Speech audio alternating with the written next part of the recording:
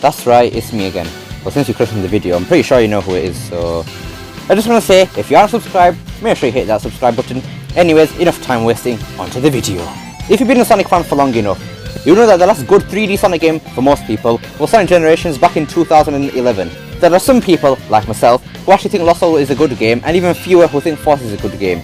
Don't worry, I'm not one of those people. Phew, the Forces hate squad would have been after me then. But it is facts that Generations was the last well-reviewed 3D Sonic game. That is undeniable. The question on everyone's mind right now is, will the next 3D Sonic game be good? In today's video, we will discuss whether SEGA is actually competent enough to make a good 3D Sonic game. So, let's get into this. Let's start with the obvious. We already know Forces controlled terribly for a 3D Sonic game, mostly because it was an altered version of the Lost World engine. Yes, that's right. It also leads to one theory as to why Forces had short stages. It has been confirmed by Forces modders, such as Infinite Force, the Lost World engine cannot handle large stages, and Forces runs on that same engine, so put 2 and 2 together and you'll realise that Forces also can't have long levels. If my sources are correct, the reasoning for this is that the Lost World engine can only have 1024 objects loaded in and at one time, whereas the Generations engine can load 2048 objects, which is why Forces stages were shorter than the games in the past. Now, you might say that Lost World had a lot of stages that were longer than Generations stages, and to that I say, it's due to how the stages in Lost World were designed. Sonic Lost World stages were designed in a really cramped way, with all the loops and spheres floating in the air crossing each other.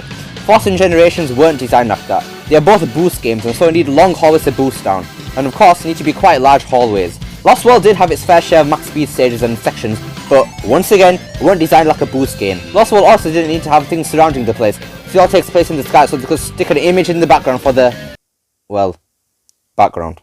SEGA will need to have a more powerful engine so that we can once again have long stages, but unfortunately that is time consuming and we might end up with the same slide that Forces ended up in. Also, some of Sonic team had been working on not Sonic related games until December 2019. Yes, that's right, that game is Sakura Wars.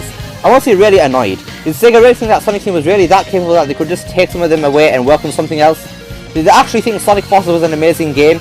If SEGA thinks the answer to any of those questions is yes, then I'm seriously worried. How far had Sonic Team actually gone with the next game before Sakura was released? If they didn't get very far, this next game could be in trouble. After all, the pandemic really seemed to have affected SEGA quite a lot.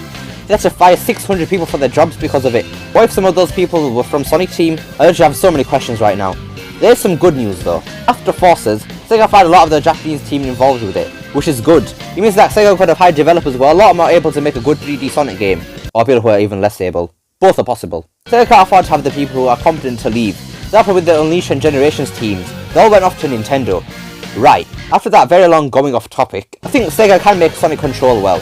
Forces had shown some evidence of momentum, with the slides especially. We also saw that acceleration was smoother and faster in the gameplay teaser of Forces. They don't even need to modify Forces Sonic. They could try again with the Lost World one. Just remove the run button, make Sonic faster, change the homing attack back to normal, and add momentum. Lost World will be a perfect controlling Sonic then. If they want to, they can keep the parkour system. I'd be down for that. The parkour system had so much potential, but was ultimately wasted as it was extremely underutilized. A lot of the springs could have been removed from Lost World and changed to sections where, you know, you actually have to play the game and parkour up a wall. One big problem Forces had was the level design. There were points in Forces where it seemed that the rookies that were on the team could actually design a stage really well, as shown with Beta Mortar Canyon.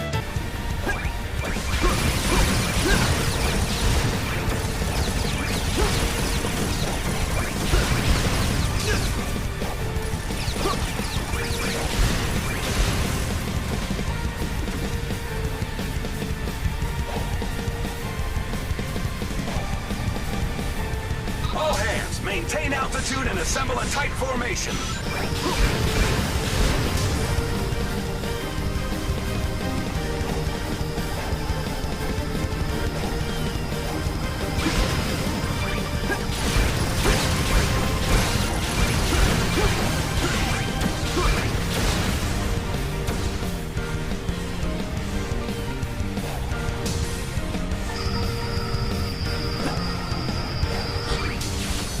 That stage was so much better than the final stage we got. There was actual level design and the alternate pathways actually rewarded you with something.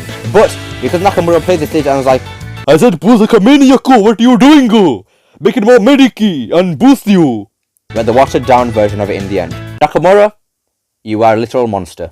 Visuals and music aren't really a worry as those two are pretty much the most consistent things in the series, but SEGA do need to change their art style. But we see that that's no longer a problem with TSR. You know, if Pontac and Graf are writing the next story, it's already doomed from the start.